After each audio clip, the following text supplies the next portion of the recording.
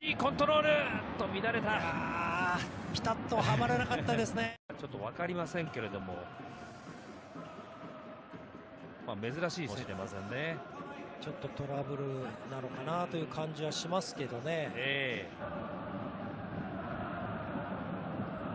ちょっと前半は3連勝のウェルマーレ、左から右へとバックパス、向く小野瀬。最後は鈴木彰人のファールを取ります。かつて湘南にもステップアップできるチャンス、いかようにもあります。鈴木彰人もなんとなくオフサイドじゃないかなってプレーしたんじゃないですかね。そうは言ってもスペースをうまく起点にですね、速い攻撃仕掛けたいですよね。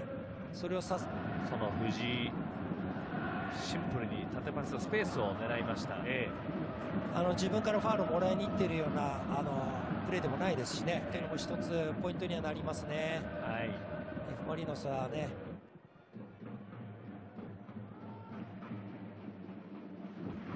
されました。ちょっと遅れましたね今。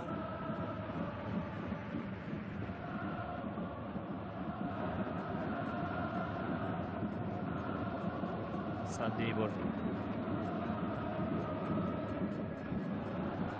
出ていきますけれども、ちょっとつけどころがどう運ぼうか、じわじわとベルマーレサイドが詰めていく。どうしてもボールを受けて味方を探すという繰り返しに、フィニッシュまで持っていける力を持ってますからね。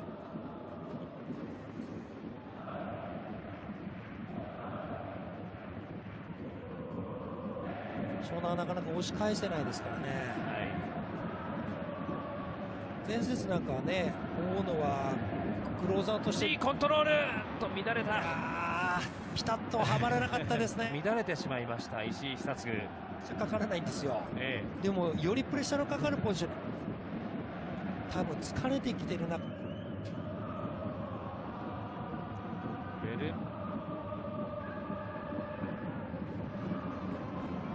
時間と点差と上がることになります。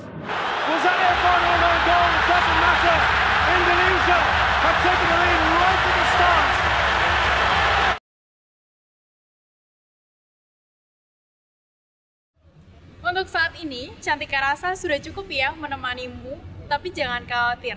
Cantika akan selalu menemani hari-hari kosongmu. Jangan lupa subscribe Timnas TV, biar kamu nggak ketinggalan berita update seputar Timnas Indonesia.